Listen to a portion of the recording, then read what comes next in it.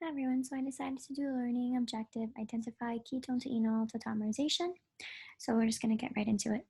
So if you see here that if you start with an aldehyde or a ketone, the keto form is on the left. And if you add a catalyst, which in this case, either an acid, shown by the H plus, or a base, shown by the OH, you'll find that the aldehyde or ketone is going to be in equilibrium with the product on the right. So the product on the right is called an enol. And the ketone and the enol over here are isomers of each other. So you can also call them tautomers, and they're not different resonance structures. It's very easy to get those terms confused. So these two are tautomers of each other.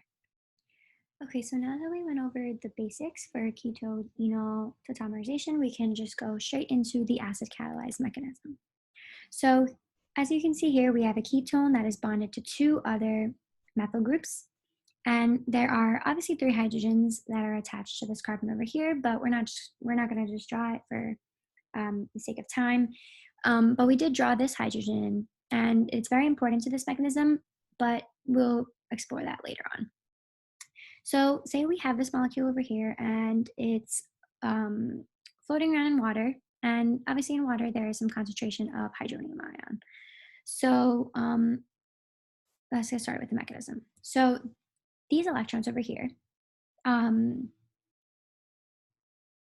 are given to the proton, then the hydrogen's electrons will get taken back by what becomes a water molecule. So how do we show that? These electrons over here are going to grab that hydrogen, breaking this bond. And so we get a product that looks something like this. As we can see here, the oxygen has a positive charge and neutral water is formed. So what was a ketone looks now a little bit different than a ketone, and the hydronium took back the electron, so now it's just neutral water, as we can see over here. And since the oxygen gave away an electron, it now has a positive charge. So this first step is the protonation step. So we can see here that this molecule has resonance, and we can see that by using the brackets over here as well as the double arrow. So this resonance is stabilized. This oxygen is positive, so it wants to gain an electron. So it takes an electron from this carbon, the carbon in the carbonyl group. So another resonance will form, and it will look something like this. So how do we show that? We show that by doing this. And we can see over here, now there's only a single bond with this oxygen. And since oxygen gained an electron, it is now neutral. There's no charge on it. And this carbon over here lost an electron, so now it is positive. So now we can use this resonance structure to continue with the mechanism. So we can use this for the next step in the mechanism. So we can think back to the water. Water in this case will act as a weak base, giving one of its electrons to the hydrogen proton. Then the electron can do its thing. But first, actually, let's just show that. So these electrons over here will grab the hydrogen, and this bond will break, forming a double bond, and it will push these electrons onto the oxygen. So the oxygen will become neutral again because it gained a lone pair. And we see a double bond that's formed over here. So what started off as a ketone looks something like this now. Double bond was formed, and the double bond forms between the carbonyl group and the alpha carbon. And we can see here that since the water grabbed that hydrogen, it now becomes a hydronium ion. So this is the enol product, and this was the keto. So we can summarize by saying this. We started off with the keto form of the molecule, then we ended up with something called the enol form. And the term enol comes from the fact that it's an alkene because of the double bond over here, and the alcohol group right over here. So the keto and the enol are tautomers, as we know, and since they are tautomers, this mechanism can be called tautomerization. And we can also, it's important to note that the keto form is the much more stable form. Okay, so now we're going to be going into the base catalyzed mechanism. Again, like we said before, the beginning could be either an aldehyde or ketone. Before we worked with the ketone, now we're going to be working with an aldehyde. So right away, it's important to find our alpha carbon because this is where our alpha hydrogens will be attached. So we can identify the alpha carbon right over here, which is one carbon away from the carbonyl group. Obviously, it's not over here because we have a hydrogen. So since that's the alpha carbon, these are going to be the alpha hydrogens. So now to get started with the mechanism, we're going to have a base since it's base catalyzed, and we're going to be just using hydroxide in this case.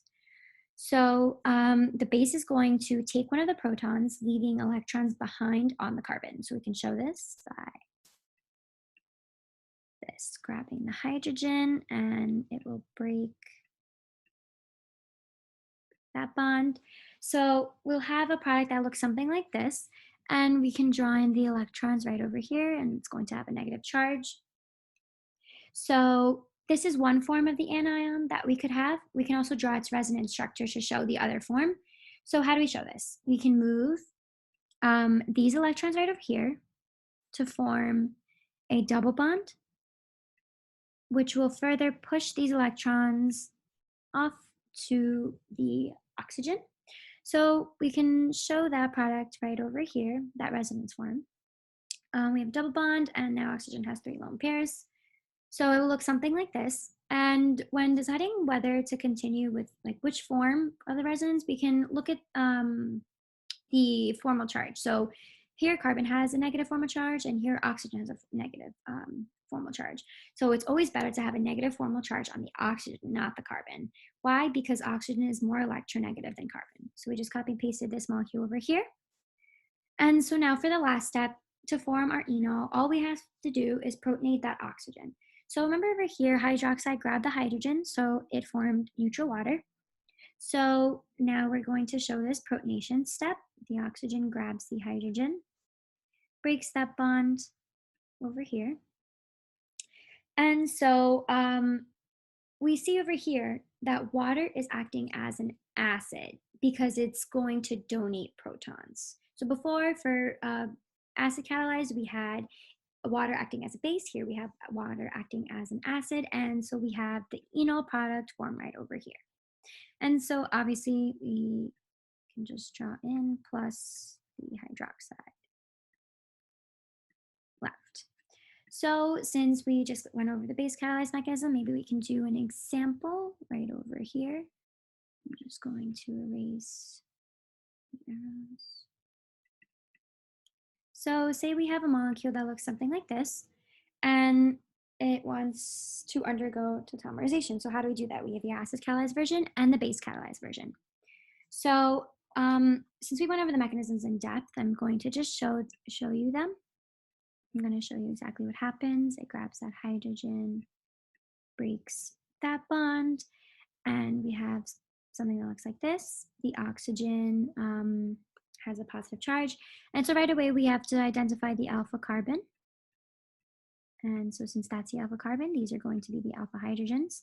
So we know that the oxygen is going to grab the hydrogen over here, forming that double bond, breaking this one, having oxygen become neutral. So we have a product over here, which is the enol product, and we know that since the oxygen grabbed the hydrogen, we have the hydronium ion form. And now, so for the base catalyzed, right away, we identify the alpha carbon, and we can just draw in the alpha hydrogens over here. And we have the electrons grab any alpha hydrogen, forming that double bond, breaking this one over here. So we have something that looks like this. And we have the water that's formed. So now for the protonation step, this bond will break. And we have an enol forming, plus a hydroxide. And so that's a good example of the acid catalyzed and base catalyzed mechanism for keto-enol tautomerization. So now we're going to be going into using enolate as a nucleophile to react with a halogen. So before we do that, it's very important to know what an enolate ion is. It's an anion formed when an alpha hydrogen in the molecule of an aldehyde or ketone is removed as a hydrogen ion. So we're going to be focusing on the base catalyzed only. And so we can see here from the example that we just did, this is the enolate ion over here. And so now we have to ask ourselves what will happen if this enolate ion were to react with a halogen. So we have a halogen over here, Cl2. So the enolate electrons will collapse back down, reforming a carbonyl, kicking off pi electrons. So that attack comes directly from the alpha carbon.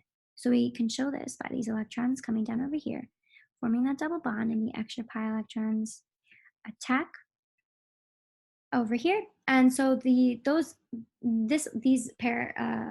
electrons will reach out and grab one of the halogens over here, breaking the bond between them, kicking the chlorine off, and we have chloride in solution. So we can just write plus Cl minus. And so we have a product shown over here. And so just to summarize, we can see an alpha hydrogen is replaced by a halogen in this reaction.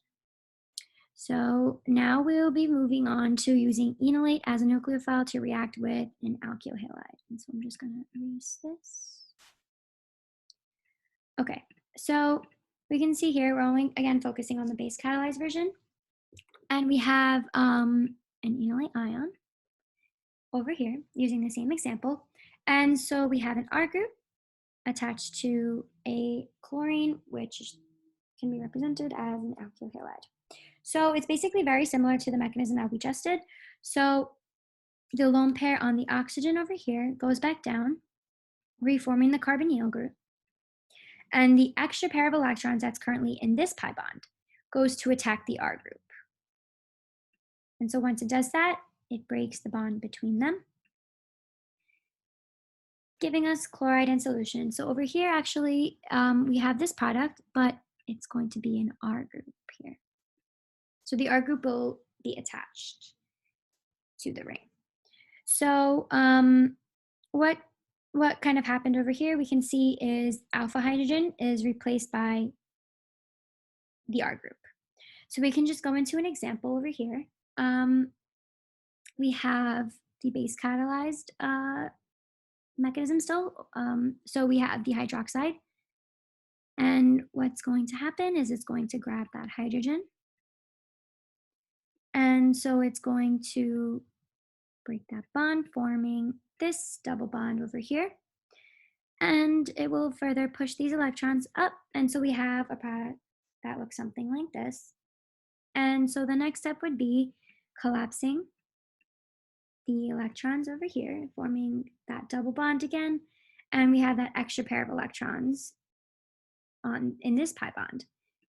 It's going to attack what we had known before, the R group, which is the CH3 in this case, breaking this bond over here, giving us bromide in solution, as well as this product right over here.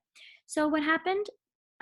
We have the alpha hydrogen over here become replaced with a methyl group. So summary, alpha hydrogen is replaced by a methyl group. So just to summarize what we did in this video, we can either use a ketone or an aldehyde when undergoing tautomerization. Keto and enol are tautomers, not residence structures. An enolate ion is an anion formed when an alpha hydrogen in the molecule of an aldehyde or ketone is removed as a hydrogen ion. Alpha hydrogen replaced by any R group when reacting an enolate ion with an alkyl halide. So that's basically what happens, alpha hydrogen replaced by any R group when reacting an enolate ion with an alkyl halide. And last but not least, alpha hydrogen replaced by a halogen when reacting an enolate ion with a halogen. So for example, Cl2. Hope this video helped. Thank you.